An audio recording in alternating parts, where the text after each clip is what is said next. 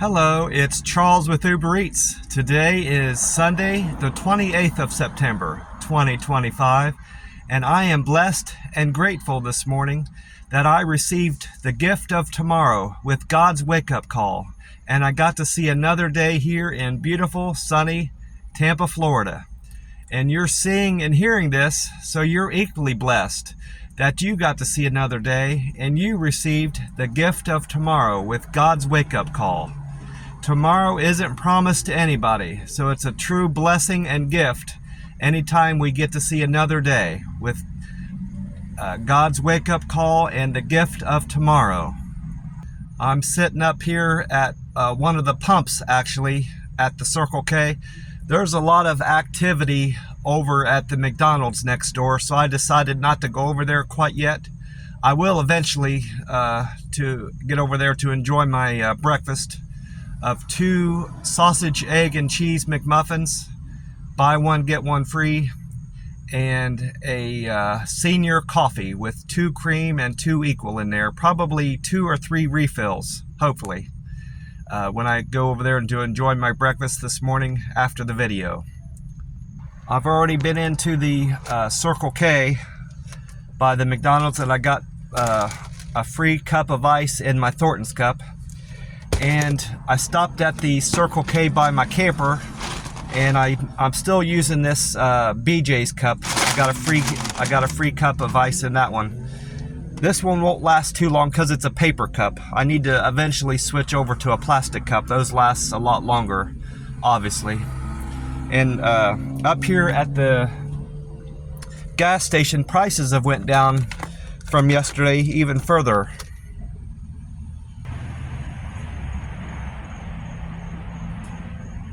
It's $2.81 if you pay cash right now.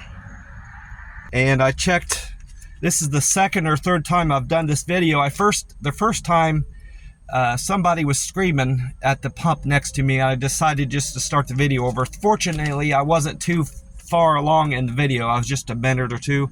And then the second time I attempted the video, I realized I hadn't visited the Gas Buddy website or the AAA website to find out what gas prices were at. So I think I've got all the information I need to do this video now, hopefully. Like I said, gas prices here at this Circle K at $2.81, and that's down 3 cents. It was at $2.84 yesterday, so it's dropped 3 cents from yesterday. And according to Gas Buddy, the Florida state average is at $2.90. So this Circle K is beating the Florida state average by 9 cents, and AAA is reporting the national price for gas average is at $3.13. So if my math is correct, this Circle K is beating the national average by over 32 cents. That's pretty good. Like I said, I got my free ice. I've got 2 full cups of ice, and I was able to find the green tea yesterday. I found this Monster Rehab green tea, and then I got a Monster Rehab peach flavor. And then the third can I bought was Monster Rehab tea and lemonade. I thought I did 3 reviews yesterday, but looking at it this morning, I did a review of a Shell gas station where I bought the tea. I found the 3 cans of tea at that Shell station.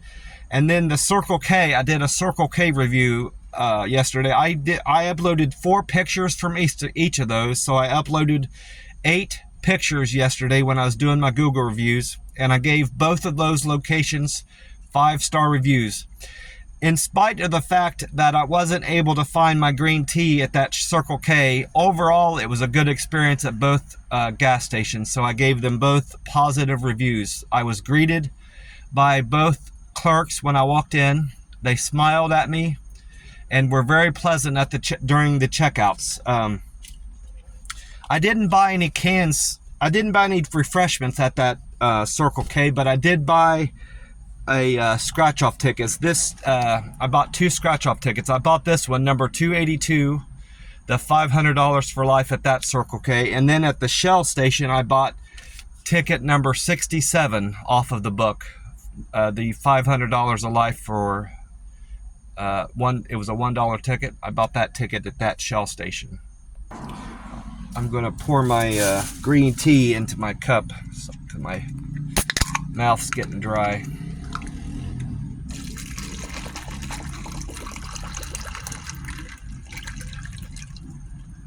Won't all go in there. I had a decent night's sleep, much better than the night before. I only got up a couple times over the night to use the restroom, and the landlord, he watches TV out in the living area, the common area, the living area. In this house I'm sleeping in temporarily for the next 4 weeks, and then I'll get to go back to the camper. But he was watching football on that TV that's right outside my room, and he was kind of, you know, hooting and hollering like people do when they watch TV. They get involved in the whatever's going on. So he was kind of keeping me up. I would have rather fallen to sleep just after sunset. So I was hoping to get to sleep after 8 or 8:30 at the latest. But he was kind of keeping me up with his program, his football. I'm not even sure who was playing. I think it's college. I believe college football is going on right now from text exchanges I've had with my friend that lives in Texas. I know the OSU is playing right now, and other colleges, of course. So it might have been a college game. I'm not certain of that, but in any event, I was able to fall asleep shortly after 11, as I recall.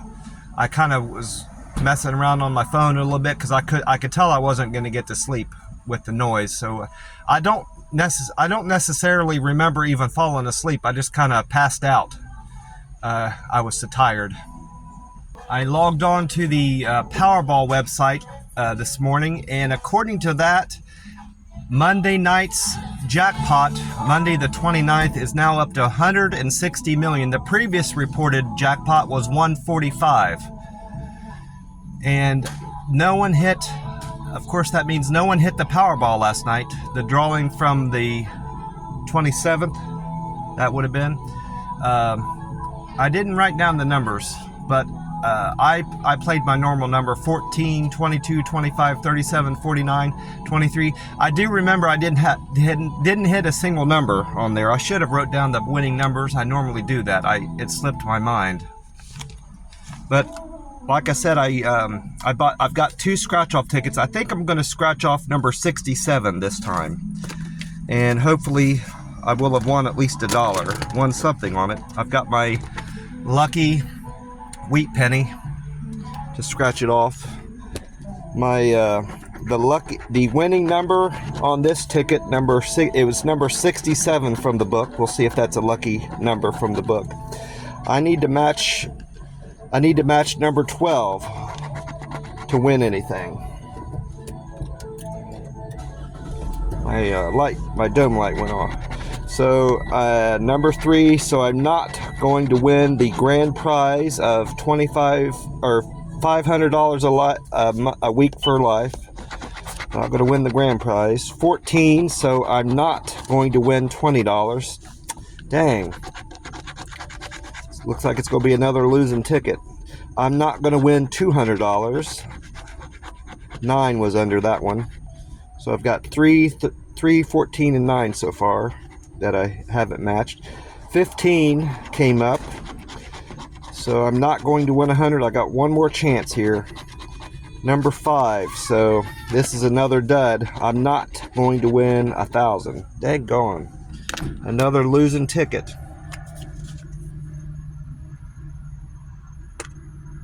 According to Google, the sun is going to rise today in beautiful, sunny Tampa, Florida at 7:21 a.m. and the sun is going to set at 7:19.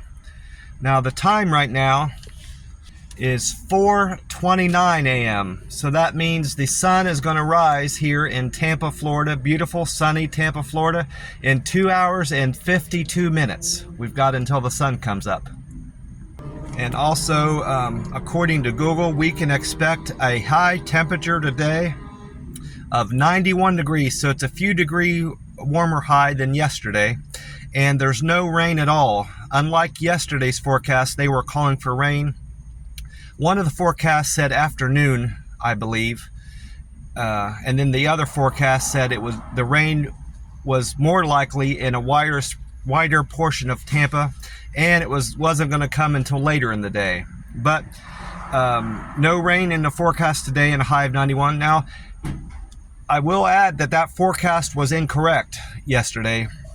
The rain came much earlier in the day than had forecast, and it was more widespread from what I could see than just 40 or 50% of the viewing, greater Tampa Bay area.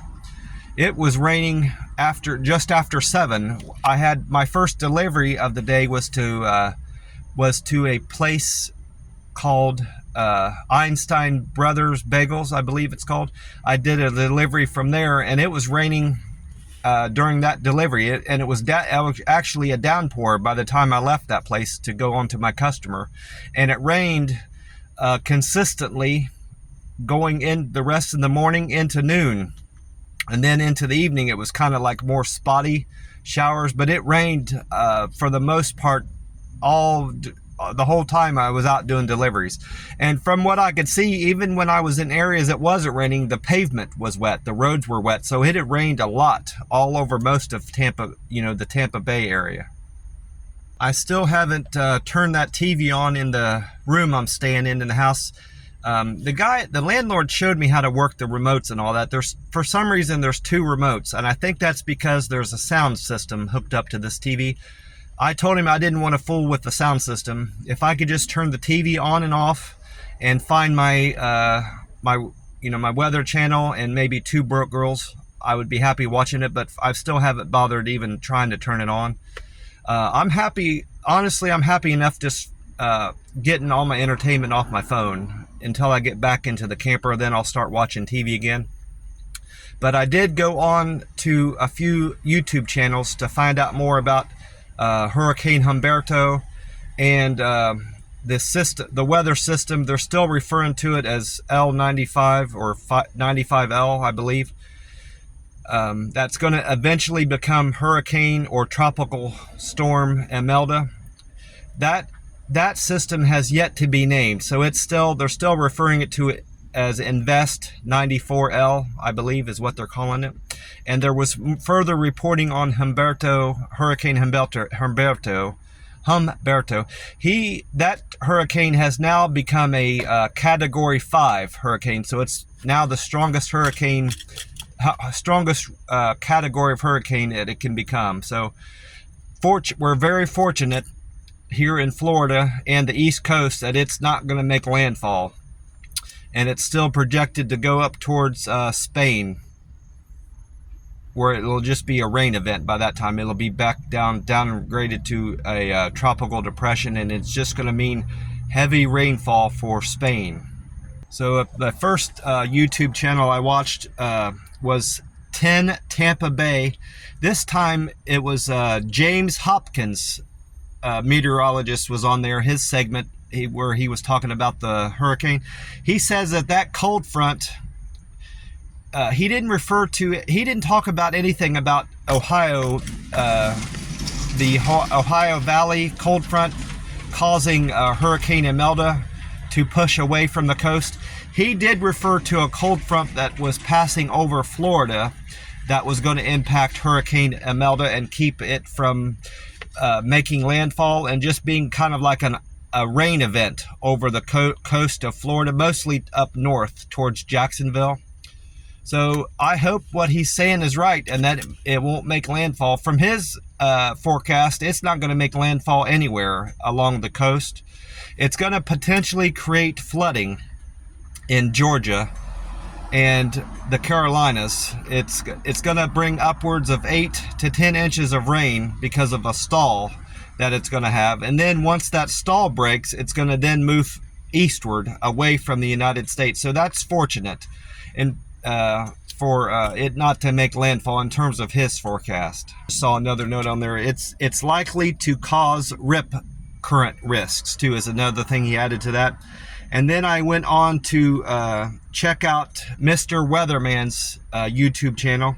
He predicts Imelda will stall also. He also is continuing to predict it will stall off the coast of Georgia and South Carolina before it moves eastward. He's also predicting that it won't make landfall. It'll just cause a lot of rain and potential flooding for Georgia and South Carolina. And he's also predicting about 8 inches of rain along the Carolinas and Georgia as a result of that stall. And I also checked out a third place. I went to Max Velocity YouTube. I'm going to unsubscribe from those two, Mr. Weatherman and Max Velocity, and just rely on forecasts from 10 Tampa Bay. They're all pretty much saying the same thing. It's from one variance to the other. So I don't see the benefit of going to all these different websites or YouTube channels to see what forecasts they have. They're all getting their, as far as their hurricane information, they're using the same models. They're using a European model for their forecasting, and they're using a GFS forecast model to judge what these hurricanes are going to do. So I'm not gonna bother watching all these YouTubes just to get the same information, more or less. But anyway, Max Velocity added that he says that he doesn't see Hurricane Imelda making much of an impact in terms of landfall. It's going to go up the coast of Florida, Georgia, and then the Carolinas, and then after that stall that it has over the Carolinas, it's going to move eastward and follow a trajectory similar to Humberto. Now, as a result of those two Google reviews I did, the Shell Station and the Circle K, my Google scores and metrics have changed. I'm still a local guide 7. I need about, I think I need 7723 if my math is right. I need 15,000 and I'm at 7277, so that'd be 7723. More points to make a local guide 8. So my Google points were at 7215. I gained 62 more points. I'm now at 7217 towards my goal of being a local guide 8. My contributions from yesterday morning, it was at 1391. I'm now at 1401, so I got 10 more points towards my contributions. My pictures, I uploaded 8 pictures now, so I uploaded 8 pictures from those two Google reviews. I'm now at 541 pictures posted on Google. My picture views didn't go up much yesterday. Only 56 people viewed my pictures yesterday on Google. I'm now at 2,293,947. I was at 2,293,421. And my reviews went up 2, of course. I was at 210, now I'm at 212 reviews on Google. And I went on to Reddit last night and this morning. I checked it twice because I had expected my karma to increase from yesterday morning's numbers. I'm at still 926. That means I'm getting a lot of downvotes somewhere. I'm not going to bother looking into it, but I had gotten 5 more upvotes on that post I did yesterday about having to take a selfie 3 times in a day. I'm getting a lot of positive feedback from that post. I've got over 1,500 people have seen that in less than 24 hours. That's a lot of eyeballs on that Reddit post I did. And I'm getting, like I said, I'm getting a lot of upvotes. So I'm not sure where I'm generating these downvotes from, but it's a wash. You know, I've gotten just comparing that Reddit post to my downvotes. I'm getting at least 5. I've had at least 5 downvotes somewhere to give me a net gain of 0 in my karma, which is really aggravating. And my of course my Reddit comments went up 1 with that post I did. I went from 314 to 315.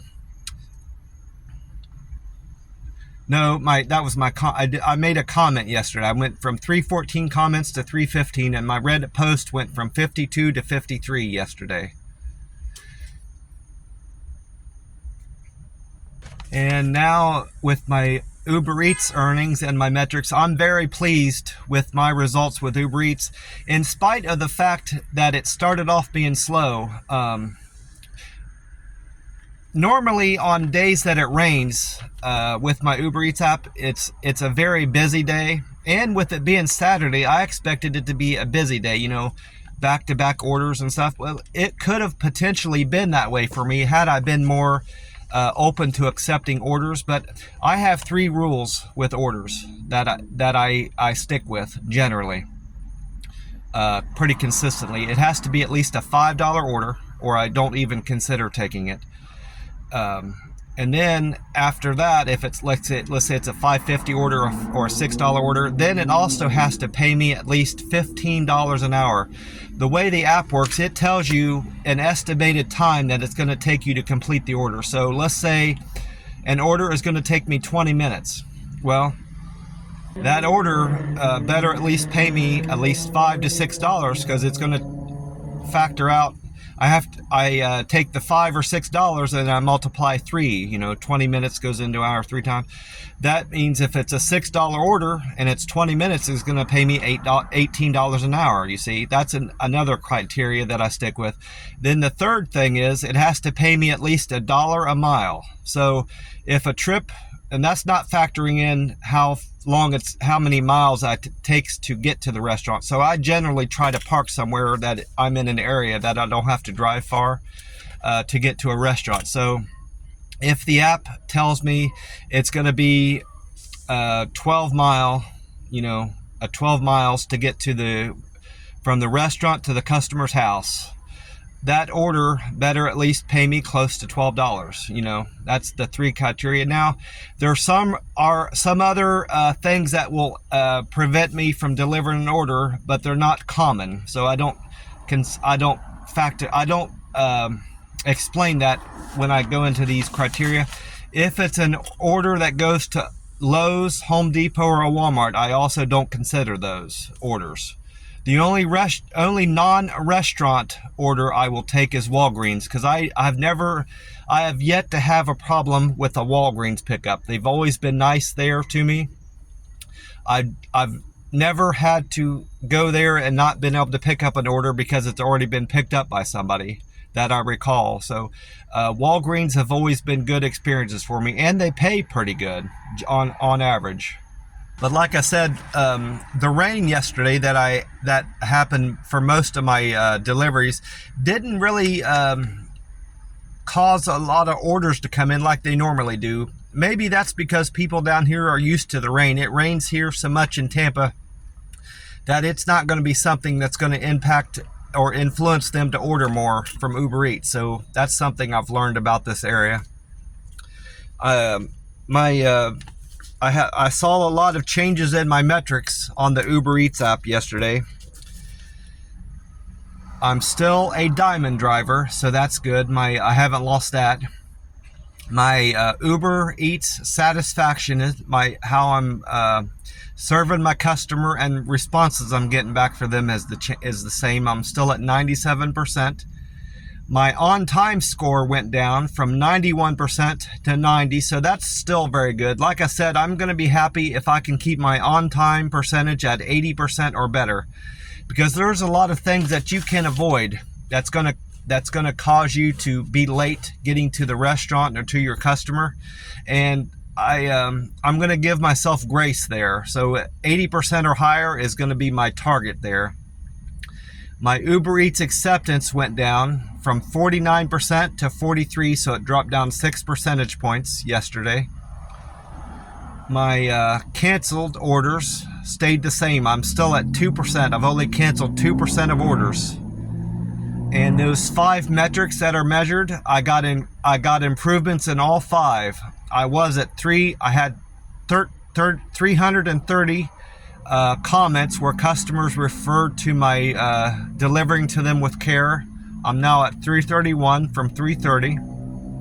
My friendly score went up from 286 to 287. My quick and efficient score went up to 284, from 284 to 285. I had a customer say I was quick and efficient yesterday. perfect handoff. I had a customer say I delivered to them with a perfect handoff from 267 to 268 now. And I had another customer say I'm a good communicator, 252 to 253. So that's pretty good. And I was better at writing down all my deliveries yesterday in a neat fashion, so I'm not going to have any trouble reading this. Fortunately, I didn't have to even rewrite it. This is my original paper I wrote it on, so that's a good thing. My deliveries from Saturday, the 27th of September, 2025. I had no cancels yesterday. I did 17 deliveries, one of which was a double to Sam S. He ordered from First Watch on Fowler and the Wawa on the 30th Street. I did 2 pickups for him, 2 different locations for Sam. My first delivery, no, I'll take that back. There was an add-on. I had an add-on. My 3rd and 4th trips were combined. I split up the payouts to show what I earned for each delivery, but that was also a double. My first delivery was from Einstein Brothers Bagels on Fowler for Nick. That was a fare of $2, and Nick tipped me $3.56 for a total of $5.56. And then my second trip of the day was from McDonald's on Point of Tampa for Juan. Juan's fare was $4.03, and he tipped me $2 yesterday, paying out $6.03. And believe it or not, that wasn't my least paying trip of the day. My least paying trip was $4. I know that breaks that rule I said, but there was such a gap. I had such a gap after that Chick-fil-A that I got bored, and I ended up taking a poor paying delivery, which it ended up working out. I ended up taking a great paying trip after that. It sent me to an area after that Chick-fil-A. It sent me to an area where I ended up picking up a great delivery. So it all worked out. And then after that McDonald's delivery to Juan, where I made $6.03, I went on to an Einstein Brothers Bagels. That was an add-on to that McDonald's. And it gave me an offer of $9.50 if you add that on. That's why I picked that up. That Einstein Brothers Bagels is located on Fowler. That delivery was for Naya. Tipped me $5.54 for a total of, no, I had a double. That ended up being a double because once I was at the Einstein Brothers Bagels, another delivery came in for nada. So that actually, technically speaking, was a triple. Naya and nada together paid me $14.54. It was a tip of $9 combined between those two, and then a fare of $5.54. So I know that's all confusing, but that together, that McDonald's and the 2 orders I picked up at Einstein paid me $6.03 and $14.54. So $20.57 I made altogether on that triple. So I'm going to move on from that. And then after that triple, which ended up being a triple, I went on to Bob Evans for my 4th trip of the day. That Bob Evans is located on Morris Bridge Road.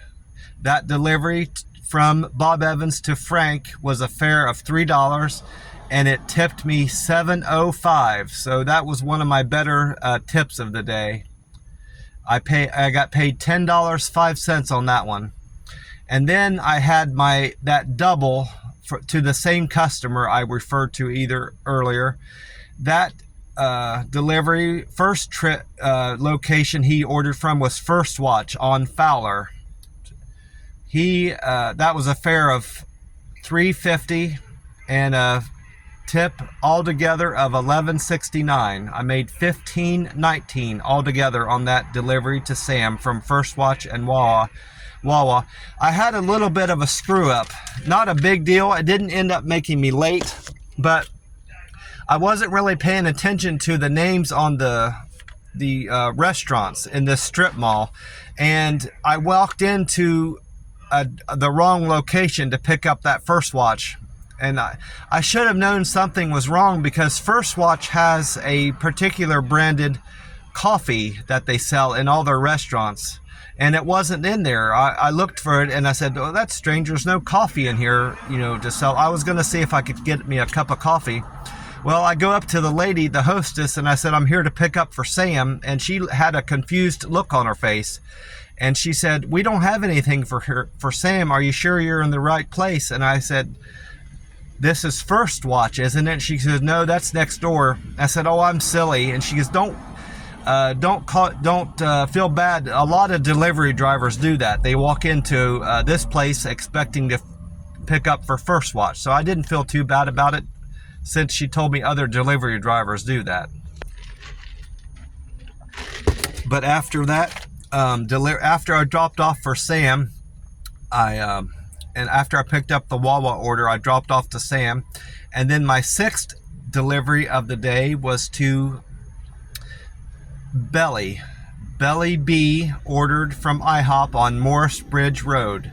Belly B's order was a fare of $4.89, and Belly tipped me $4.16, so I got $9.05 on that delivery. Looking at these trips, I made out very well on all these deliveries. My least paying delivery were two of them tied for $5. So I'm quite happy. No, there was a $4 that low pay. My lowest one was the $4. Then I had two $5 deliveries. Other than that, I made out very well on all my trips. And then after that IHOP order, my 7th trip was from Don Pan Bakery for Amy. That Don Pan Bakery is located in Wesley Chapel, Florida. Amy's fare was $2, and Amy tipped me $7.44 for a total of $9.44. And after that, I went on to pick up an order from Grain and Berry in New Tampa for Shelly. Shelly's fare was $2, and Shelly tipped me $9.10 for a total of $11.10. And then my 9th trip of the day was from Mama B's Pizza. That's the first time I've ever been to Mama B's Pizza on State Route 56 for David. David's fare was $3, and David tipped me a flat tip of $5, so I made $8 on that delivery. And then after that, I went on to my 10th trip of the day. That went to Sandy. Sandy's order was from Shanghai on Island Boulevard. Sandy's fare was $2, and she tipped me $3 for a total of $5. And then my 11th trip of the day was also from a place on Island Boulevard. It was called Marco's Pizza. I've been there a few times in multiple towns. I believe I went to Marco's Pizza. I think there's one in Las Vegas. I know there's a few in Columbus, Ohio I've delivered from.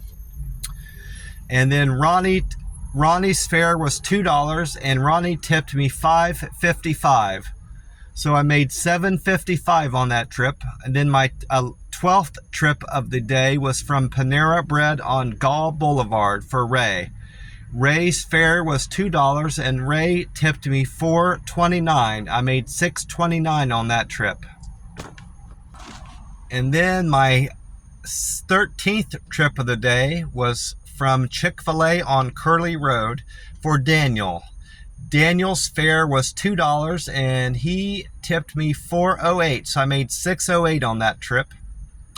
And then my 14th delivery was my least paying trip of the day. It was also to that Chick-fil-A, and funny enough, it was for another Daniel, different, not the same last initial.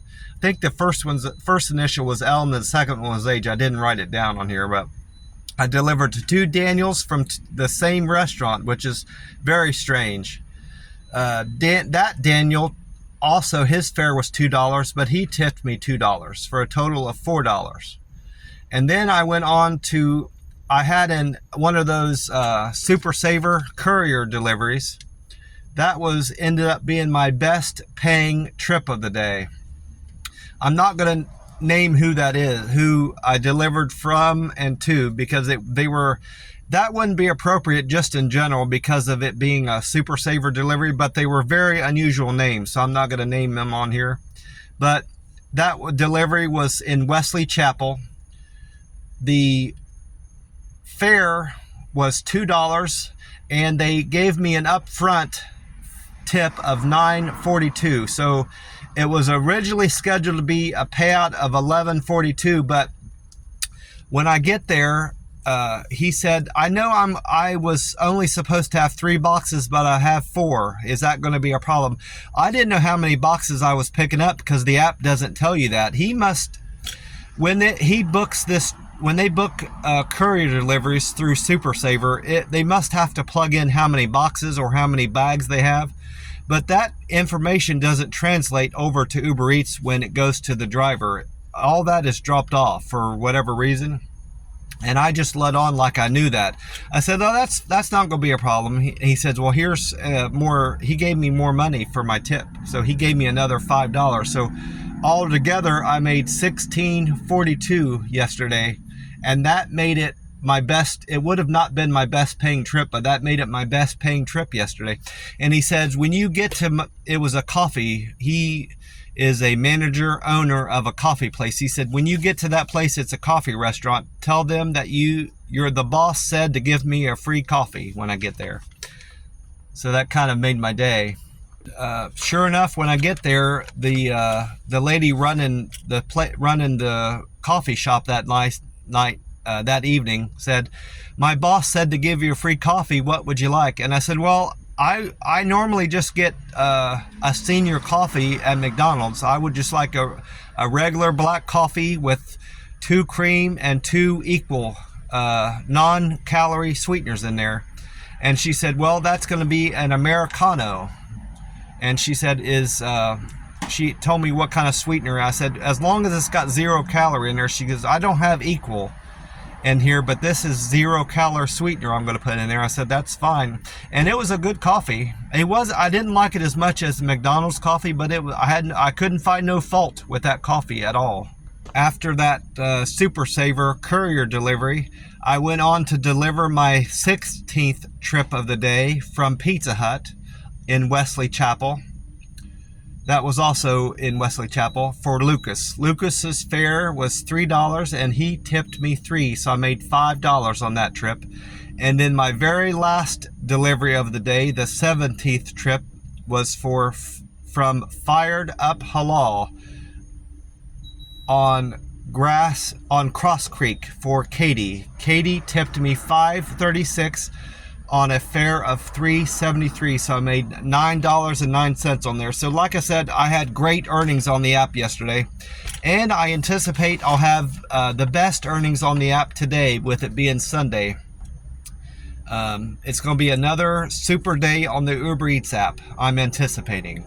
I nearly forgot, I did speak to my cousin yesterday, briefly, probably about 10 or 15 minutes. She ended up calling me.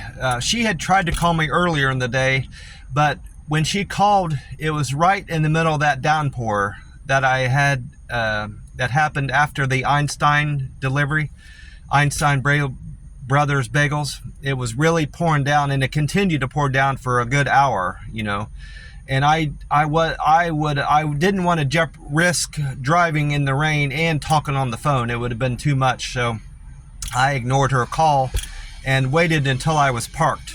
And then I was just about to call her and she called me back. So that was good timing on her part.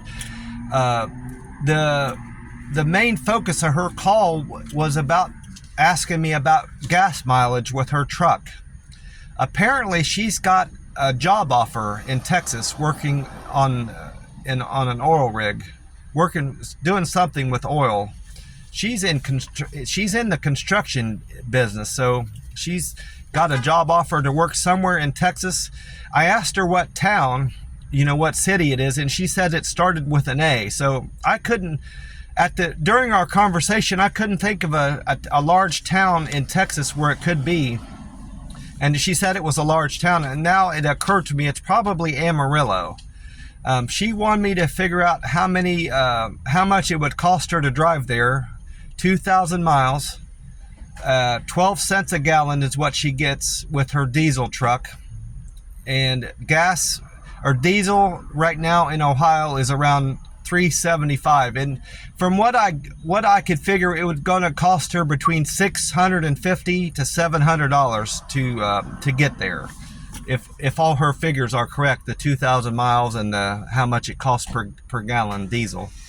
She asked me what I thought about, that offer. And I said, well, as long as you're going to be in Texas working there, if it's just a few weeks work and then you'll be going back to Ohio, I don't see that it's worth it, because you have to stay. I've known from previous conversations with her that after 30 days is when they start picking up hotel bills. Your stay will be covered after 30 days. The first 30 days comes out of your pocket. So if it's only like a few weeks job, it's not going to be worth it, because she's going to be paying for all her stay there in Texas and then have to drive back and pay for gas going back to Texas. I said, that's my advice to you.